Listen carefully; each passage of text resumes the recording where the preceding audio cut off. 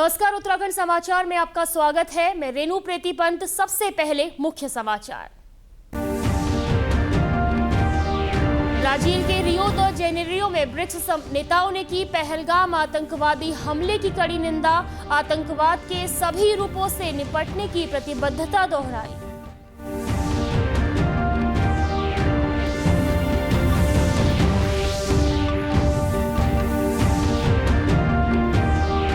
विकसित भारत 2047 सामूहिक संवाद। पूर्व सैनिकों के साथ कार्यक्रम में मुख्यमंत्री पुष्कर सिंह धामी हुए शामिल।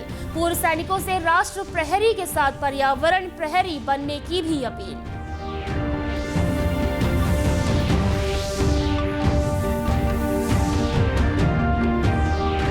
और जीएसआई ने 4 जनपदों उत्तरकाशी, टिहरी, रुद्रप्रयाग और चमोली में भारी बरसात के साथ भूस्खलन की चेतावनी जारी की।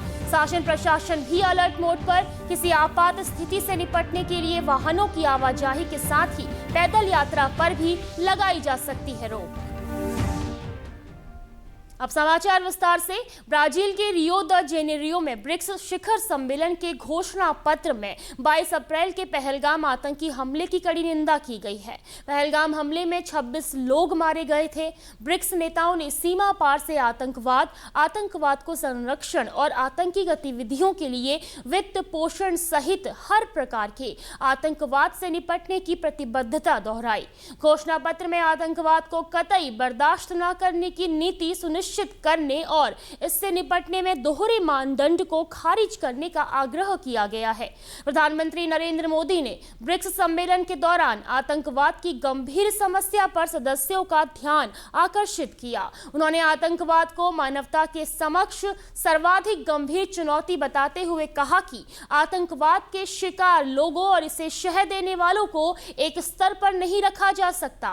प्रधानमंत्री ने कहा कि आतंकवादियों पर प्रतिबंध लगाने में कोई हिचक नहीं होनी चाहिए। शांति और सुरक्षा के विषय पर चल रही चर्चा में भाग लेते हुए पहलगाम आतंकवादी घटना को कड़े शब्दों से निंदा करने पर उन्होंने ब्रिक्स सदस्य राष्ट्रों के नेताओं का धन्यवाद किया। Terrorism was a grave threat facing humanity. In this context, he noted that all the leaders have condemned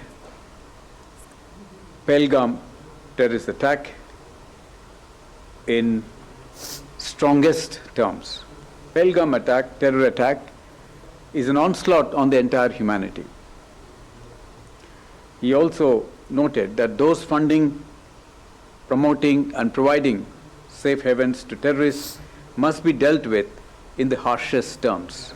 In the session on strengthening multilateralism, economic, financial affairs and artificial intelligence, Honorable Prime Minister expressed that diversity and multipolarity were valued strengths of the BRICS. प्रधानमंत्री नरेंद्र मोदी का कहना था कि पहलगाम घटना भारत की आत्मा, पहचान और सम्मान पर घातक हमला था। उन्होंने यह भी कहा कि यह केवल भारत पर किया गया हमला नहीं था, बल्कि पूरे मानवता पर किया गया प्रहार था। आतंकवाद की बर्बरता पर जीरो टॉलरेंस की मांग करते हुए उन्होंने सूचित किया कि आतंकवादी संगठनों पर कड़ी पाबंदी लगाई जानी चाहिए। उन्होंने यह भी स्पष्ट किया कि भारत हमेशा संवाद और राजनीतिक मार्गों द्वारा ही अंतर्राष्ट्रीय मसलों के समाधान पर अमल करेगा, जिससे वैश्विक शांति बनी रहे। मुख्यमंत्री पुष्कर सिंह धामी ने देहरादून में आयोजित विकसित भारत 2047 सामूहिक संवाद पूर्व सैनिकों के साथ कार्यक्रम में प्रतिभाग किया। कार्यक्रम के दौरान मुख्यमंत्री ने राज्य के समग्र विकास के लिए उपस्थित भूतपूर्व सैनिकों से बातचीत करते हुए उनके सुझाव लिए हैं। वहीं मुख्यमंत्री ने पूर्व सैनिकों से राष्ट्र प्रहरी के साथ पर्यावरण प्रहरी बनने की भी अपील की है। मुख्यमंत्री ने कहा कि वन विभाग को हर डिवीजन में 1000 पेड़ लगाने के निर्देश दिए गए हैं। कुछ समय पहले प्रधानमंत्री नरेंद्र मोदी ने एक पेड़ अपनी मां के नाम अभियान की शुरुआत देश में की है। आज के इस अवसर पर मैं आप सभी से इस अभियान में भागीदारी निभाने का आह्वान करता हूं, क्योंकि आप सभी राष्ट्र प्रहरी होने के साथ साथ हमारे पर्यावरण के भी रक्षक हैं। आप जहां भी पेड़ लगाएं, उसके फलने फूलने की गारंटी भी सदा रहेगी, क्योंकि आप एक सैनिक होने के नाते हमेशा उसका ख्याल भी रखेंगे। और अब बात करेंगे प्रदेश के मौसम की। मौसम विज्ञान केंद्र देहरादून ने आज से अगले 5 दिन तक राज्य भर में बारिश की संभावना जताई है। वहीं जीएसआई ने 7 जुलाई को प्रदेश के 4 जनपदों उत्तरकाशी, टिहरी, रुद्रप्रयाग और चमोली में भारी बरसात के साथ भूस्खलन होने की भी चेतावनी जारी की है, जिसको देखते हुए शासन प्रशासन भी अलर्ट मोड पर है। साथ ही किसी आपात स्थिति से निपटने के लिए वाहनों की आवाजाही के साथ ही पैदल यात्रा पर भी रोक लगाई जा रही है। इसके अलावा तटीय इलाकों के आसपास रहने वालों को भी शिफ्ट करने की तैयारी है। मौसम विभाग ने लोगों को सतर्क रहने की सलाह दी है। विशेषकर पहाड़ी क्षेत्रों में यात्रा करने वालों को ज्यादा सतर्क रहने की जरूरत है। विभाग ने भूस्खलन की आशंका जताते हुए स्थानीय प्रशासन के दिशा निर्देशों का पालन करने की भी आम जनता से अपील की है।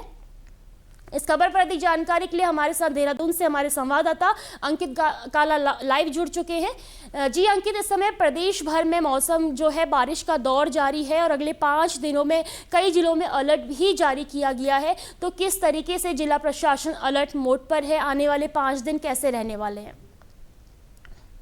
बिल्कुल रेणु, अगर मौसम विभाग की अगर हम प्रेडिक्शन की बात करें तो मौसम विभाग ने प्रदेश के अधिकांश जनपदों में हल्की से तेज बारिश की जो है वो संभावना जताई है।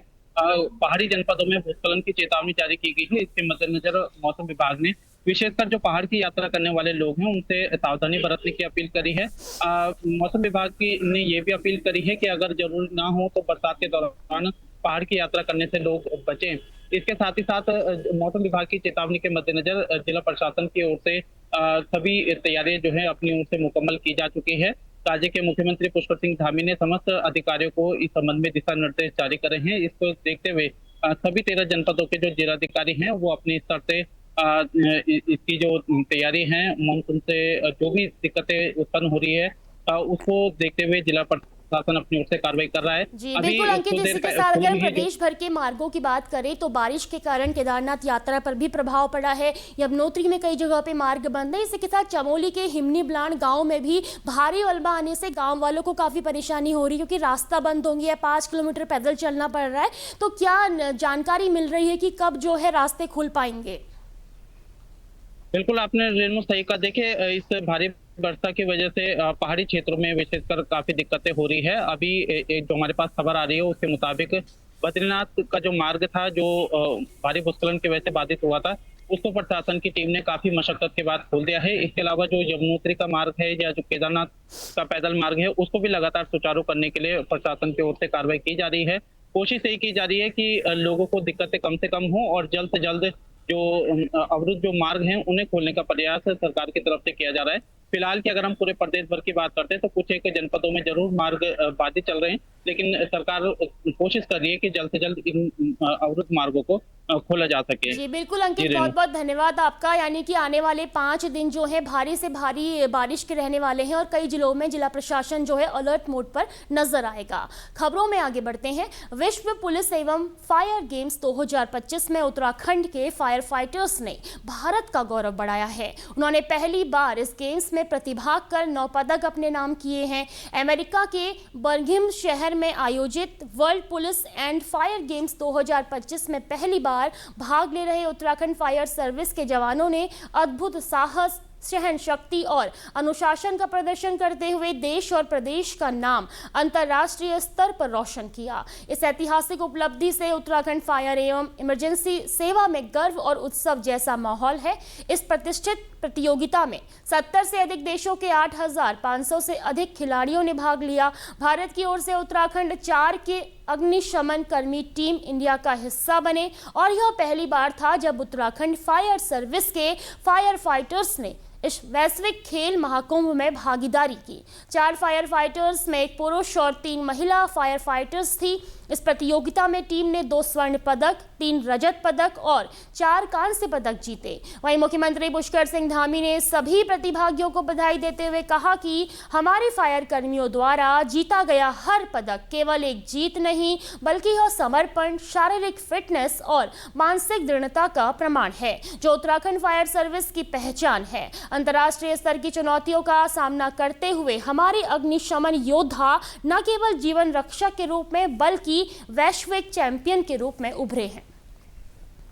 खबर बागेश्वर जिले से, जहां आपदा के संवेदनशील समय में रेड क्रॉस सोसाइटी एक बार फिर राहत कार्यों में आगे आई है। सुरक्षित आशियाना अभियान के तहत संस्था द्वारा जिले के अलग अलग ब्लॉकों में जरूरतमंद परिवारों तक राहत सामग्री पहुंचाई जा रही है। आपदा की घड़ी में रेड क्रॉस सोसाइटी द्वारा चलाया गया यह अभियान न केवल पीड़ितों के लिए संबल बन रहा है, बल्कि समाज के अन्य संगठनों के लिए भी प्रेरणा है। रेड क्रॉस सोसाइटी ने आपदा राहत के मद्देनजर सुरक्षित आशियाना अभियान शुरू किया है।